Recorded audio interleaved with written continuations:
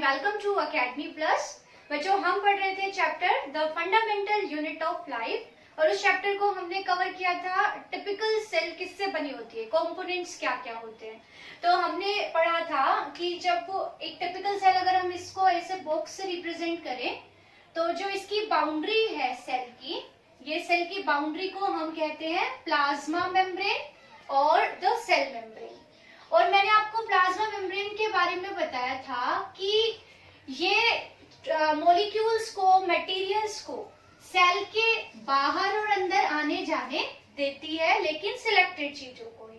Means ये membrane का जो नेचर था वो मैंने आपको बताया था कैसा होता है, सिलेक्टिवली परमिएबल। इट मीन्स ये मेम्ब्रेन सिलेक्टेड चीजों को ही सेल के अंदर आने देती है और सिलेक्टेड चीजों को ही सेल के बाहर जाने देती है।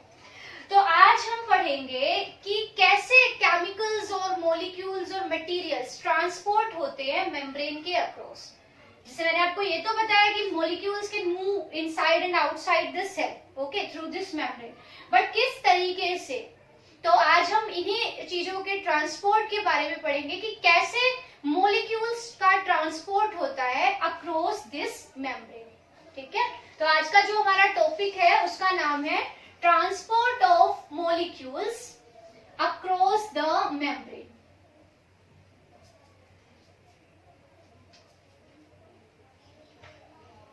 तो हम लिख सकते हैं ट्रांसपोर्ट अक्रॉस द मेम्ब्रेन, कि कैसे जो चीजें हैं वो मेम्ब्रेन को क्रॉस कर सकती हैं। तो वो ट्रांसपोर्ट का मेथड क्या है वो आज हम यहाँ डिस्कस करेंगे। तो जो ट्रांसपोर्ट है केमिकल्स का अक्रॉस द मेम्ब्रेन, उसके दो तरीके हैं। एक वो मेथड है जिसमें सेल को ट्रांसपोर्ट करने के लिए एनर्जी कंज्यूम नहीं करनी पड़ती, और एक मेथड है जिसमें सेल को ट्रांसपोर्ट करने के लिए एनर्जी कंज्यूम करनी पड़ेगी। तो on the basis of demand of energy, means energy चाहिए ट्रांसपोर्ट में कि नहीं चाहिए, इस बेसिस पे दो तरीके से ट्रांसपोर्ट होता है केमिकल्स का अक्रॉस दिस मेम्ब्रेन। ओके, तो दो ट्रांसपोर्ट हो गए, दो तरीके हो गए हमारे पास ट्रांसपोर्ट के। वो ट्रांसपोर्ट एक तो हो सकता है with the consumption of energy और दूसरा है without the expenditure of energy. So on the basis of energy demand there are two types of transport.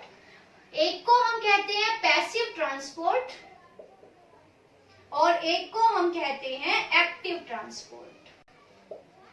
ठीक है, बेसिक जो यहाँ पे फंडा रहेगा कि किस बेसिस पे हम ट्रांसपोर्ट को उसका नाम दे रहे हैं वो है एनर्जी रिक्वायरमेंट। तो एक हो गया हमारा एक्टिव ट्रांसपोर्ट और दूसरा हो गया हमारा पैसिव ट्रांसपोर्ट। इनको समझते हैं डिटेल में। ठीक है, तो इसके लिए मैं एक डायग्राम बनाती हूँ। जैसे suppose this is a cell, ये सेल है। अब ये सेल का एक्सटर्नल एनवायरनमेंट हो गया और ये सेल का इंटीरियर एनवायरनमेंट हो गया। अब हम किसी केमिकल की बात कर रहे हैं। सपोज केमिकल एक कोई भी है, XYZ कोई भी केमिकल है, उसके मॉलिक्यूल्स को मैं इस रेड सर्कल से रिप्रेजेंट कर रही हूँ। तो ये जो केमिकल है इसके ये मॉलिक्यूल्स हैं। सपोज ये कोई भी केमिकल है और ये इसके मॉलिक्यूल्स हैं, इस केमिकल के मॉलिक्यूल्स हैं, और ये केमिकल सेल के अंदर भी है। ओके, तो यहाँ पे हमें दो चीजें समझनी है कि जो इन मॉलिक्यूल्स की कंसंट्रेशन है, मींस इनका जो अमाउंट है। जैसे हम सेल के बाहर मैंने इन मॉलिक्यूल्स को 1 2 3 4 5 6 7, तो सेल के बाहर इस केमिकल के 7 मॉलिक्यूल्स है और सेल के अंदर इस केमिकल के 3 मॉलिक्यूल्स है। ओके, तो अगर ट्रांसपोर्ट करना है हायर कंसंट्रेशन से लोअर कंसंट्रेशन की तरफ, जैसे ये 7 हो गए, 7 मॉलिक्यूल्स है, तो हम कह सकते हैं कि इसकी जो इस केमिकल की कंसंट्रेशन है या इसका जो अमाउंट है वो सेल के बाहर ज्यादा है, मींस हायर कंसंट्रेशन है इस केमिकल की सेल के बाहर।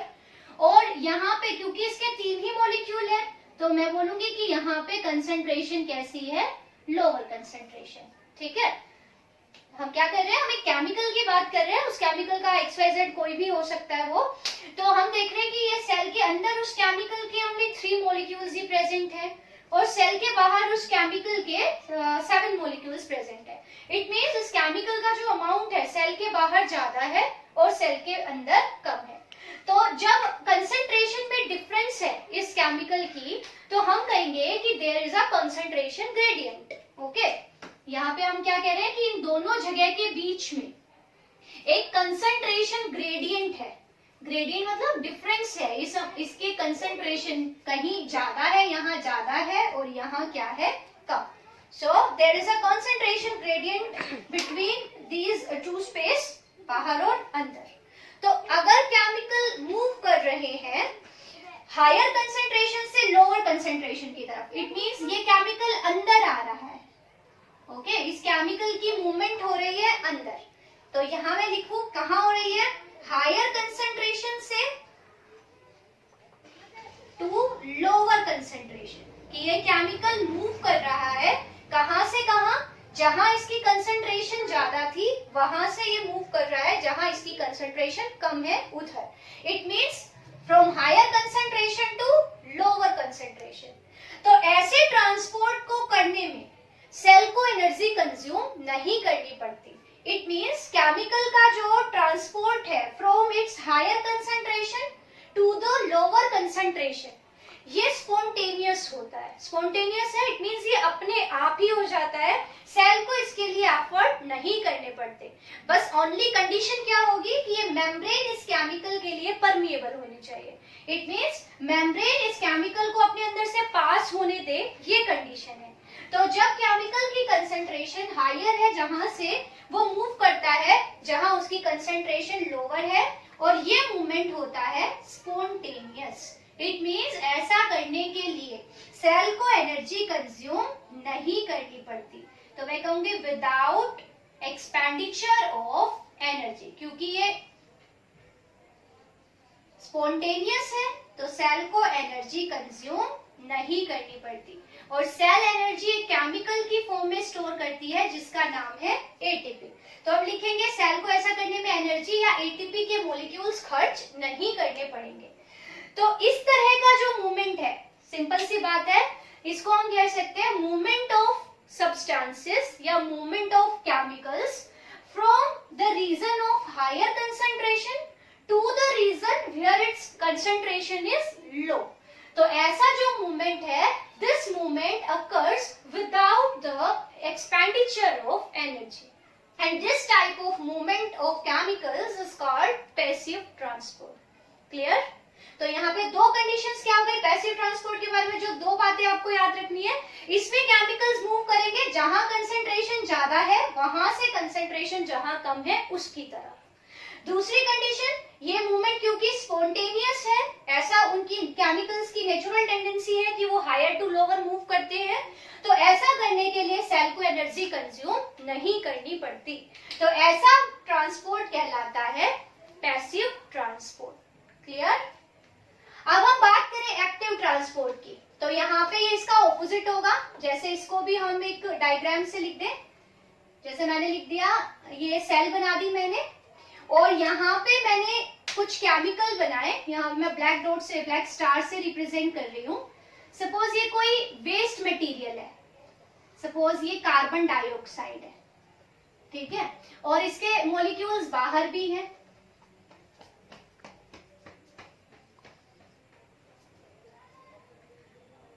ये उल्टा हो गया, देखिए सेल है। अभी मैं आपको फिर से एक बार एक्सप्लेन कर देती हूँ। जैसे ये CO2 है, कार्बन डाइऑक्साइड, ठीक है, सेल ने अपने मेटाबॉलिज्म के दौरान कार्बन डाइऑक्साइड प्रोड्यूस की, सेल के अंदर CO2 प्रोड्यूस हुई, तो CO2 के मॉलिक्यूल सेल के अंदर क्या हो गए, ज्यादा, क्योंकि सेल ने प्रोड्यूस की है।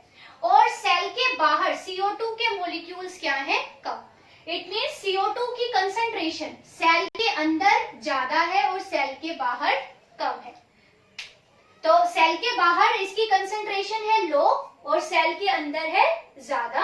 तो यहाँ क्या होगा कि CO2 मूव कर जाएगा हायर कंसंट्रेशन से लोअर कंसंट्रेशन की तरफ अपने आप। इट मींस सेल के अंदर से अब ये मूव कर जाएगा सेल के बाहर। क्योंकि यहाँ भी CO2 का एक ग्रेडियंट था। CO2 की कंसेंट्रेशन सेल के अंदर ज्यादा थी, सेल के बाहर कम थी, तो CO2 के मॉलिक्यूल सेल के बाहर मूव कर गए।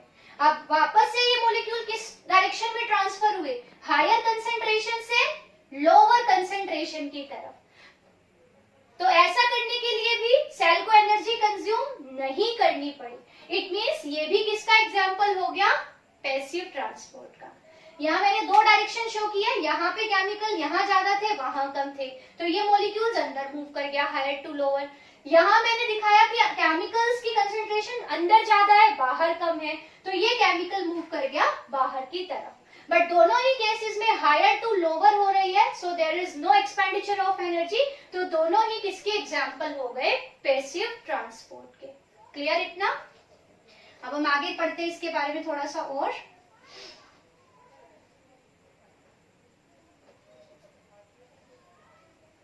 देखिए, जो ट्रांसपोर्ट होगा हायर कंसेंट्रेशन से लोअर की तरफ, एक तो उसकी बात हो गई कि वो स्पॉन्टेनियस है, ठीक है। दूसरा, इस तरह के ट्रांसपोर्ट को हायर टू लोअर हम कहेंगे downhill transport. Means transport of chemicals from higher concentration to lower concentration. इसको हम डाउनहिल ट्रांसपोर्ट कह सकते हैं, या कहेंगे अलोंग द कंसेंट्रेशन ग्रेडियंट, कि जहां ज्यादा था वहां से कम की तरफ। तो हायर टू लोअर मीन्स हम कह सकते हैं this is the downhill journey of chemicals, और this transport is along the concentration gradient. Okay, अब हम चलते हैं अपने दूसरे ट्रांसपोर्ट की तरफ, जो है एक्टिव ट्रांसपोर्ट। एक्टिव ट्रांसपोर्ट इसका जस्ट ऑपोजिट होगा। जैसे सपोज मैं यहाँ सेल को रिप्रेजेंट करती हूँ इस रेड बाउंड्री से, मीन्स रेड बाउंड्री के अंदर का स्पेस सेल है, और ये स्पेस इसके बाहर का स्पेस है। अब कोई केमिकल है, सपोज फूड मॉलिक्यूल्स ही, ग्लूकोज ही, हम ग्लूकोज की बात कर लेते हैं। जैसे ये ग्लूकोज के मॉलिक्यूल हैं, और बाहर भी ग्लूकोज के मॉलिक्यूल हैं। ओके, बट यहाँ पे हम क्या देख रहे हैं कि जो ग्लूकोज के मॉलिक्यूल्स हैं उनकी कंसेंट्रेशन सेल के अंदर क्या है? ज्यादा। मींस यहाँ पे मैंने बनाए 6 मॉलिक्यूल्स, और इधर मैंने बनाए ओनली 3 मॉलिक्यूल्स। तो स्पॉन्टेनियस मूवमेंट तो किधर होगा? हायर टू लोअर, मतलब ये मॉलिक्यूल बाहर की तरफ जाने की कोशिश करेंगे, हाई टू लो। बट यहाँ पे सेल को क्या चाहिए? सेल चाहती है कि वो बाहर से जो ये 3 मॉलिक्यूल्स हैं, 6 तो उसके पास अपने ऑलरेडी हैं, वो चाहती है कि सेल बाहर से और ज्यादा मॉलिक्यूल्स उठा ले। तो इसके लिए क्या करेगी सेल? वो एनर्जी खर्च करे, और एनर्जी खर्च करके वो इन 3 मॉलिक्यूल्स को भी अंदर एंटर करा देगी। तो यहाँ पे क्या हुआ? होना तो ट्रांसपोर्ट था, नेचुरल जो इसका डायरेक्शन था वो होना था हाई टू लो, मींस बाहर, अंदर से बाहर की तरफ जाने थे। बट सेल ने क्या किया? सेल ने गेम प्ले किया, अपना एक गेम खेला। सेल ने एटीपी खर्च कर दी। एटीपी मींस एनर्जी खर्च कर दी, और इस एनर्जी की हेल्प से सेल ने बाहर जो मॉलिक्यूल्स थे उनको भी पिक कर लिया और अंदर एंट्री करा दी। तो ये वाला जो ट्रांसपोर्ट हुआ, ये किधर हुआ? लोअर कंसेंट्रेशन से हायर कंसेंट्रेशन की तरफ। ओके, तो this transport occurs from the region of lower concentration of chemicals to their higher concentration. तो हम लिखेंगे ये कहां से कहां होगा? From lower concentration of chemicals to higher concentration.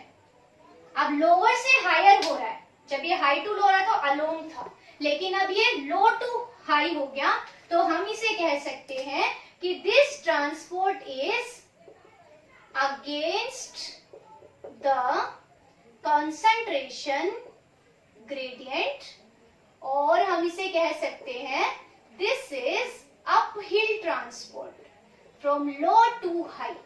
तो लो टू हाई अपहिल, और high to low is downhill. ठीक है, तो इस ट्रांसपोर्ट में एक डिफरेंस तो आ गया। This transport occurs from higher concentration to lower. यहाँ पे कंसेंट्रेशन लो से मूव करेगा केमिकल हायर कंसेंट्रेशन की तरफ। इस वाले ट्रांसपोर्ट में एनर्जी नहीं खर्च करनी पड़ रही थी, यहाँ पे एनर्जी कंज्यूम होगी, तभी तो लो टू हाई हो पाएगा।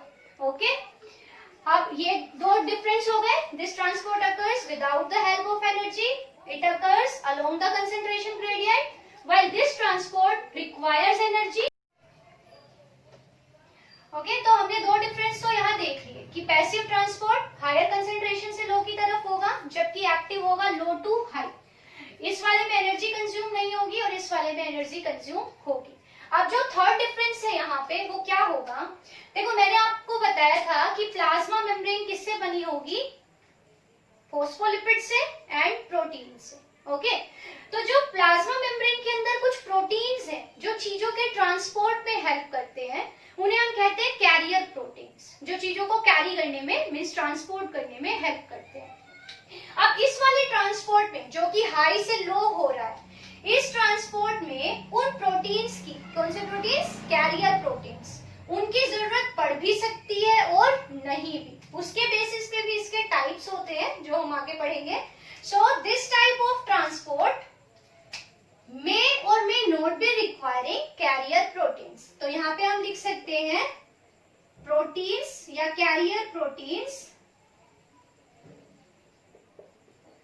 may or may not be required। Means carrier proteins इनकी जरूरत यहाँ हो भी सकती है और नहीं भी हो सकती, ठीक है। लेकिन जो एक्टिव ट्रांसपोर्ट है ये हमेशा प्रोटीन्स की हेल्प से होता है, और ये जो प्रोटीन है जो एटीपी की हेल्प से काम करते हैं, इन्हें हम पंप्स कहते हैं। तो इस टाइप के ट्रांसपोर्ट में किसकी जरूरत पड़ेगी, प्रोटीन्स की, और जो प्रोटीन्स एटीपी की हेल्प से काम करते हैं उन्हें हम कहते हैं पंप्स। तो यहाँ पे it always occurs with the help of proteins, okay, and these proteins which use ATP for transport are called pumps, ठीक है। So this is all about active and passive transport। यहाँ इतने लेवल के लिए, आपको NTSC लेवल के लिए और CBSE लेवल के लिए आपको सिर्फ यहाँ इतना समझना है कि जो पैसिव ट्रांसपोर्ट है उसमें ट्रांसपोर्ट होगा हाई टू लो, यहाँ होगा लो टू हाई। पैसिव ट्रांसपोर्ट उसको करेंगे जिसमें एनर्जी रिक्वायर्ड नहीं होती, जबकि एक्टिव ट्रांसपोर्ट में एनर्जी का रोल है। ऐसे ट्रांसपोर्ट को करने के लिए सेल को एनर्जी कंज्यूम करनी पड़ती है। इस वाले ट्रांसपोर्ट को करने में प्रोटीन्स की जरूरत हो भी सकती है और नहीं भी। तो इसके बेसिस पे कि प्रोटीन चाहिए होंगे कि नहीं चाहिए होंगे, पैसिव ट्रांसपोर्ट के टाइप्स होते हैं। जबकि एक्टिव ट्रांसपोर्ट में ऑलवेज प्रोटीन्स की रिक्वायरमेंट होती है। ये प्रोटीन केमिकल्स को उनके लो कंसेंट्रेशन से हाई की तरफ मूव कराते हैं, और ऐसा करने के लिए इन प्रोटीन्स को एटीपी की हेल्प चाहिए होती है, और जो प्रोटीन्स एटीपी की हेल्प से ट्रांसपोर्ट कर रहे हैं उन्हें हम पंप्स कहते हैं। So this type of transport requires pumps, okay. अब पैसिव ट्रांसपोर्ट के भी फर्दर टाइप्स होते हैं। वो टाइप्स क्या क्या है, देखो 3 टाइप्स है यहाँ पे। एक होता है डिफ्यूजन, एक होता है फैसिलिटेटेड डिफ्यूजन, और एक है ओस्मोसिस, ठीक है। So there are 3 types of passive transport. अगर मैं आपसे क्वेश्चन पूछूं कि इन तीनों में कॉमन क्या होगा, तो कॉमन क्या होगा, सबके अंदर नो एनर्जी, एटीपी नहीं चाहिए। दूसरा क्या, ट्रांसपोर्ट किस डायरेक्शन में होगा, अलोंग द कंसेंट्रेशन ग्रेडियंट, ठीक है। हाई टू लो होगा तीनों में, और तीनों में ही एनर्जी नहीं चाहिए। बट इनमें फिर भी डिफरेंस होता है, इनके बारे में हम अपने नेक्स्ट लेक्चर में पढ़ेंगे। आपको तब तक इन दोनों टाइप के ट्रांसपोर्ट में डिफरेंसेस को याद करना है। Have a nice day, thank you.